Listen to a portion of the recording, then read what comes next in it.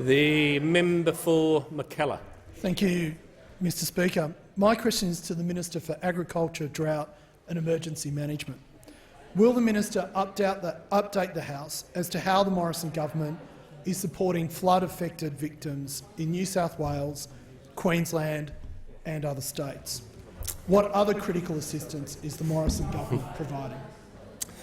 The Minister for Agriculture, Drought and Emergency Management. Well, thank you, Mr Speaker, and I thank the member for his question and his interest for this very dynamic situation that spreads from Western Australia across the Northern Territory, South Australia, Queensland and New South Wales. And in fact, only in the last couple of minutes I received an update from the Bureau of Meteorology that now has flood warnings for both Victoria and parts of Tasmania.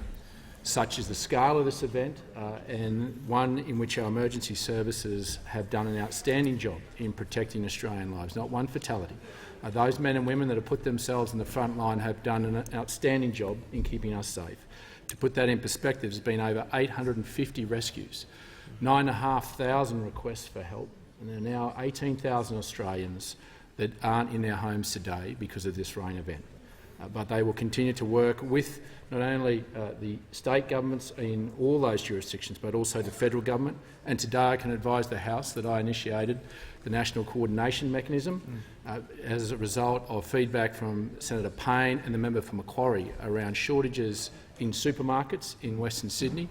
And I can advise that the House that I've only just been advised by Coles that they intend to helicopter goods into North Richmond store this afternoon as soon as arrangements can be made. So we will continue to make sure that that mechanism is worked through in every community where there are shortages, where we're unable to get trucks or get boats across to support these communities in their hour of need. We're also working with NBN and Telstra to make sure that they are ready to pivot into these communities where telecommunications has been brought down so that we can restore them as quickly as we can. And we have obviously, last night, after the request from the New South Wales government, allowed the support of 2 helicopters for rescue to be used in addition to their aircraft, as well as standing up ADF's personnel to come in for the clean-up. So we're preparing for the clean-up as we speak now, and understanding that this will take a considerable amount of time.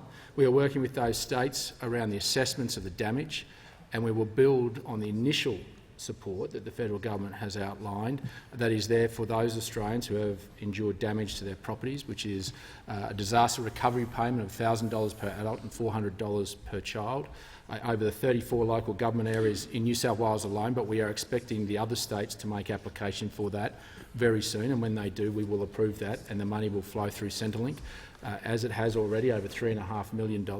There's also income support for anyone whose income has been impacted. There's 13 weeks of income support at job seeker and study levels, and we encourage no one to self-assess. The road to recovery to anyone that has been impacted will be a long one, but they should take solace in the fact that the Australian people will stand with them on that road to recovery and getting them back up and going again.